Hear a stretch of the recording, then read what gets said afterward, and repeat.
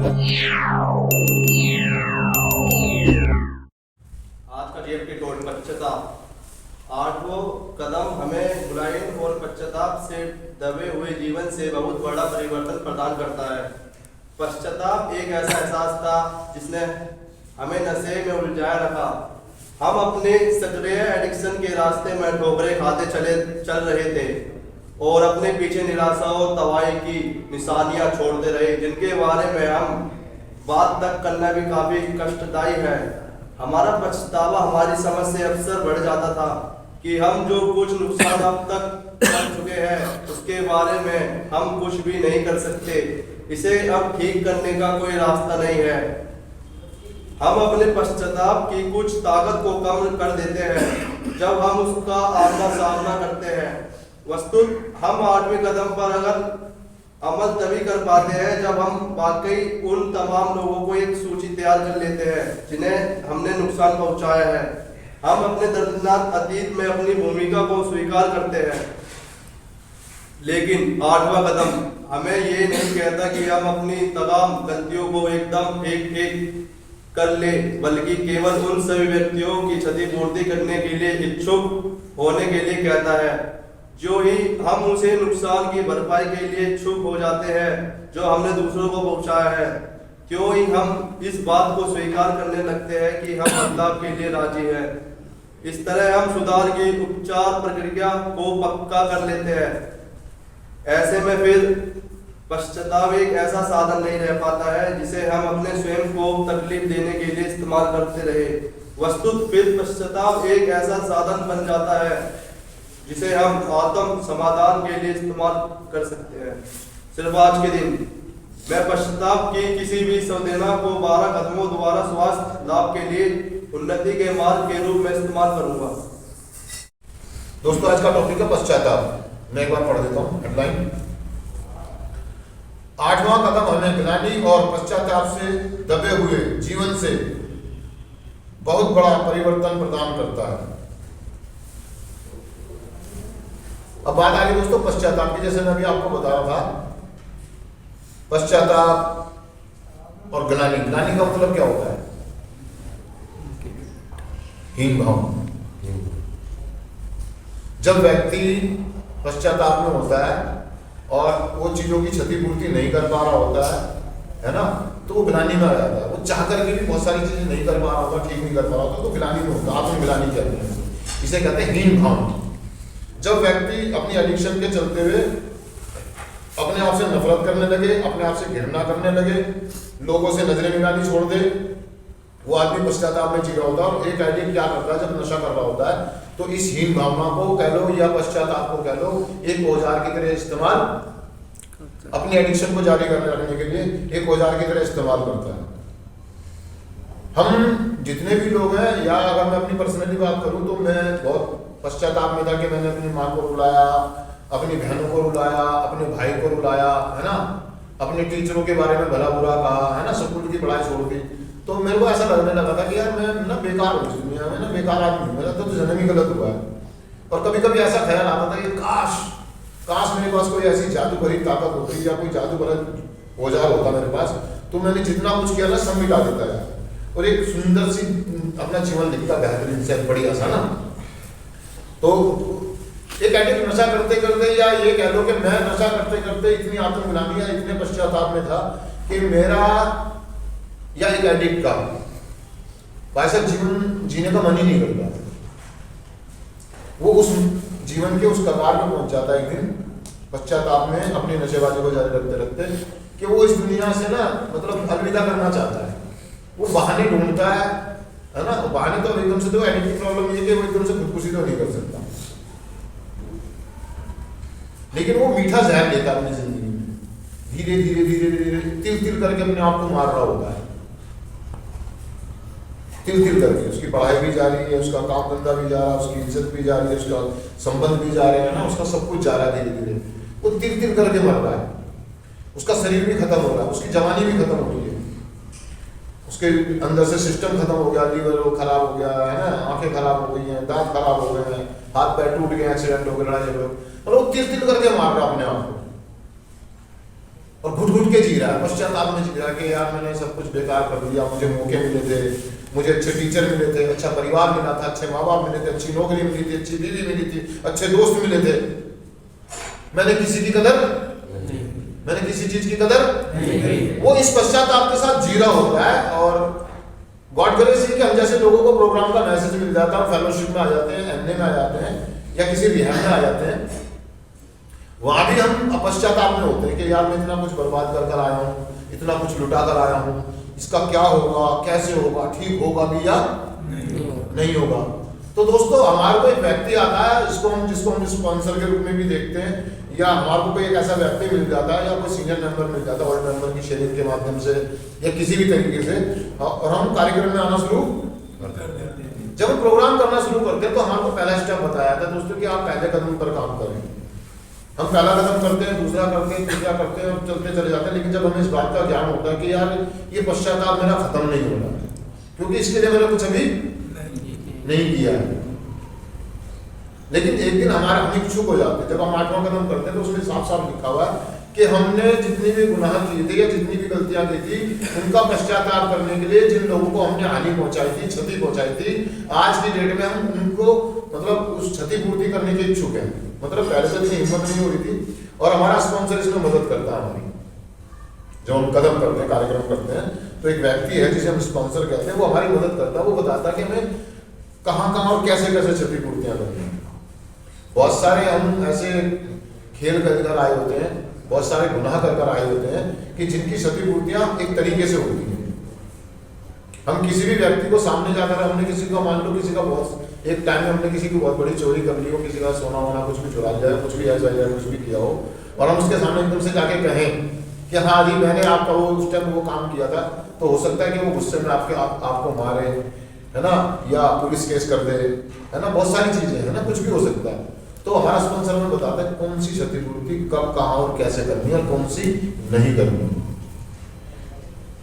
कुछ गलतियां हमारी ऐसी है जो हम व्यक्ति के सामने जाकर के हाथ जोड़ के माफी मांगते हैं, कुछ पैसे की होती है तो उसकी क्षतिपूर्ति करते हैं, कुछ ऐसी चीजें होती हैं जिन्हें हम सिर्फ ईश्वर के सामने माफी मांगकर या अपने ग्रुप में शेयर करके, अपने स्पॉन्सर को शेयर करके, किसी एक व्यक्ति के सामने अपनी गलतियों को सही स्वरूप में कबूल करते हैं, या चारित्रिक दोष जो हमारे होते हैं उनके बारे में हम कबूल करते हैं और हम माफी मांगते हैं, है ना, और धीरे धीरे हम अपने आप को उस पश्चाताप से, उस ग्लानि से बाहर निकालते हैं।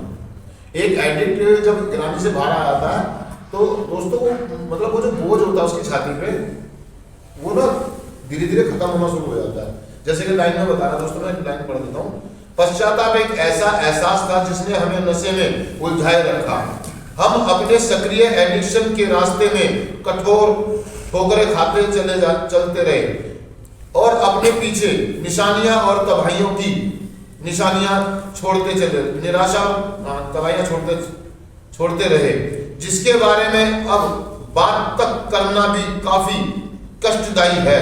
हमारा पछतावा हमारी समझ से अक्सर बढ़ जाता था कि हम जो कुछ नुकसान अब तक कर चुके हैं उसके बारे में हम कुछ भी नहीं कर सकते। इसे अब ठीक करने का कोई रास्ता नहीं है। लेकिन दोस्तों हम कार्यक्रम में आके तो रास्ता है, तरीका है। हम उस पश्चाताप का, उन गलतियों की माफी मांग सकते हैं, उन्हें ठीक कर सकते हैं। यार मैं जब नशा कर रहा था तो मैं ये सोचा था कोई ऐसा जुगाड़ मिल जाए, कोई ऐसा मिल जाए जो सारी चीजों को मैं ठीक सारी चीजों को ठीक कर दूं, मैं सब कुछ मिटा करके ना एक अच्छी सी सुनहरी सी जिंदगी लिख लूं अपनी ना। हम कार्यक्रम में आते तो दोस्तों हमें वो औजार, वो रास्ते और वो तरीके मिल जाते हैं कि जिन्हों को हम ठीक कर सकते हैं। अब हम उस पश्चाताप पे पछताते नहीं है ना, अपने आप को गुनहगार दोषी महसूस नहीं करते हैं। वो जो मैंने नशे में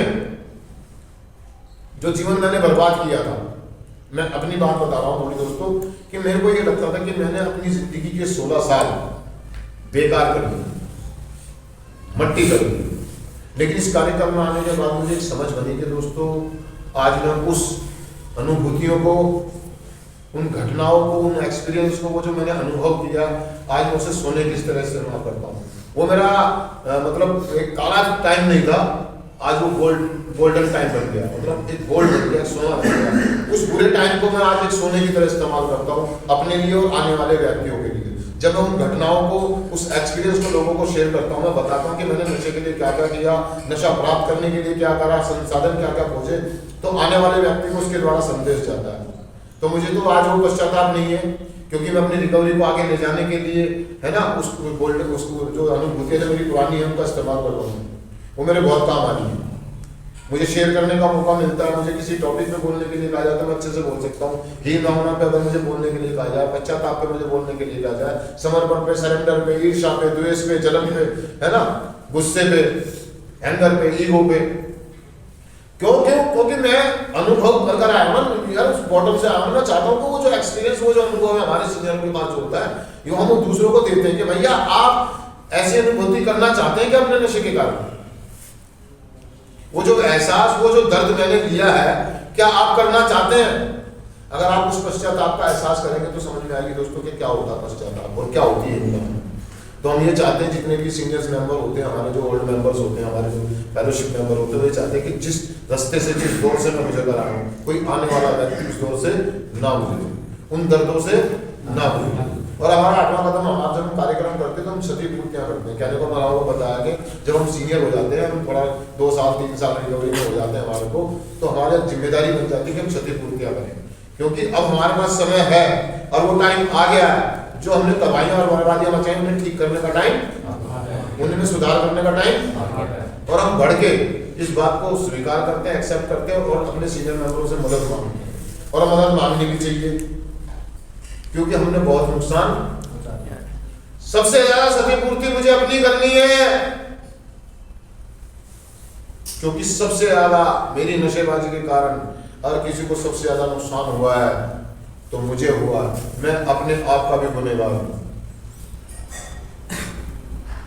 मैं इस शरीर का गुनहगार हूं, जिसने मेरा जो सबसे प्रिय मित्र है, जो मेरी पूरी जिंदगी मेरा साथ देगा, मेरा ये शरीर। हम लोगों की क्षतिपूर्ति तो करने चल देते हैं,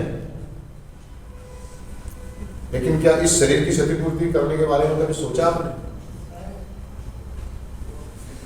जो इसके साथ आपने खिलवाड़ किया, इसने जो तुमने ईंटें उठा के सर में मारी है, वो जो ब्लेड मारे अपने आप को, वो जो जहर डाला अपने अंदर, इसकी क्षतिपूर्ति को कैसे करेंगे? हम घुसे, हम आज भी कुंठा में, दर्द में, ईर्ष्या में, द्वेष में, जलन में, दिक्कत में, परेशानी में, तनाव में, ना समय से खा रहे हैं, ना समय से नहा रहे हैं, कोई भी काम समय से, कोई भी इतना अच्छे कपड़े पहन रहे हैं, ईश्वर का दिया कपड़ा है, बैग में रखा हुआ है, गंदे कपड़े पहन के बैठे हैं, ना सेब बना रहे हैं, ना नाखून काट रहे हैं, छुपा छुपा के रख रखे हैं, पता नहीं किसके लिए रख रखे, कौन पहनेगा। तो दोस्तों, क्षतिपूर्ति करने के लिए क्या था हमारा 8वां कदम, कि हमें क्षतिपूर्तियां करनी है। इसके लिए इच्छुक, पहले आप नशा छोड़ने के लिए तो इच्छुक हो, रिकवरी में आने के लिए तो इच्छुक हो, क्षतिपूर्तियां तो जब होंगी। और ये पश्चाताप आपको सताता रहेगा, और ये कभी भी आपको नशा मुक्त नहीं होने देगा। ये ग्लानि, ये पश्चाताप, नशा मुक्त होने आपको, मुझे उस पश्चाताप का, उस ग्लानि का तो कुछ करना है। मैंने अपने पश्चाताप के लिए किसी भाई से शेयर करा, मदद मांगी कि मुझे इस बात का पश्चाताप है कि मैंने अपनी मम्मी को हर्ट किया, पापा को हर्ट किया, रिश्तेदारों को हर्ट किया, लोगों को हर्ट किया। कभी शेयर किया? नहीं करते। वो जो गिलानी मेरे अंदर चल रही है, वो जो घुटन मेरे अंदर है, उस घुटन के बारे में मैंने कभी किसी से बात करी नहीं की, क्योंकि मुझे शर्म आती है, मुझे झिझक। दोस्तों, कहने का मतलब है कि हमें समर्पण तो करना ही होगा, हमें किसी एक व्यक्ति पे विश्वास तो, हमें स्वीकार तो करना ही होगा। जब तक हम स्वीकार नहीं करेंगे, विश्वास नहीं करेंगे, हम समर्पण नहीं करेंगे, हम आगे का काम नहीं कर पाएंगे। हमें कार्यक्रम की जरूरत है, हमें रिकवरी की जरूरत है। नहीं तो ये जीवन, एक गाना सुना आपने, मेरा जीवन कोरा कागज और जो लिखा था आंसुओं में, एक कहानी है, एक एडिट, मतलब कोरा कागज था कोरा ही, और और जो लिखा था वो आंसुओं में मतलब रो रो के जिंदगी गुजार दी। जो कुछ अच्छा नहीं किया था ना वो भी मेरी नशेबाजी ने बेकार कर दिया। मैंने अपने जीवन में जो कुछ अच्छा किया था वो मेरी नशेबाजी ने समलिया में। अब दोस्तों समय आ गया है कि आप पहला कदम करें, दूसरा करें और तीसरा करें। और 8वां कदम तो दोस्तों क्षतिपूर्ति के लोग कर रहे हैं, कार्यक्रम करते हैं, क्षतिपूर्तियां करते हैं एक स्पॉन्सर के साथ, कुछ प्रत्यक्ष में कुछ अप्रत्यक्ष में। हमें करनी होगी, हमें अगर मुझे अच्छा महसूस करना है, गुड फीलिंग में आना है, तो मुझे उसके लिए माफिया मांगनी ही होगी। विनम्र होके झुकाव की स्थिति में आके अपने गुस्से, अपनी जीत, अपनी ईगो को डाउन करके मुझे क्षमा प्रार्थी होना ही होगा। तो दोस्तों मैं एक बार चिंतन पढ़ देता हूँ। सिर्फ आज के दिन में पश्चाताप की किसी भी संवेदना को 12 कदमों द्वारा स्वस्थ लाभ के लिए, उन्नति के मार्ग के लिए रूप में इस्तेमाल कर सकता हूँ। मतलब कह रहा है कि जो मेरा पश्चाताप था या जो मेरी ग्लानि थी या जो मेरा जो भी कुछ था, आज मैं उसको अपनी उन्नति के लिए इस्तेमाल कर सकता हूँ, बशर्ते मैं उसको एक्सेप्ट करूँ, स्वीकार करूँ, और मैं उसको एहसास को कभी ना मतलब भूलूं कि यार जो मैंने दर्द दिया है, वो जो मेरे अंदर था, क्या मैं उससे गुजरना चाहता हूँ, दोबारा से तो नहीं उठाएंगे। तब जब मुझे कोई गलत विचार आता है, नशा करने का विचार आता है, तो मैं अपने उस पास्ट को याद कर लेता हूँ, उस दर्द को याद कर लेता हूँ, उस ग्लानि को याद कर लेता हूँ, उस पश्चाताप को याद लेता हूँ, क्योंकि मैं बहुत भोगी हूँ भाई। मैं उस पश्चाताप से निकल कर आया हूँ कि मैं उस पश्चाताप में दोबारा से जीना, क्योंकि बड़ी दर्द भरी जिंदगी होती है यार। आदमी ना तो किसी से नजरें मिला पाता है, ना खुल के बोल पाता है। और गॉड करे इसके आज के दिन हम कार्यक्रम में हैं, प्रोग्राम कर रहे हैं। थैंक यू दोस्तों, शुक्रिया।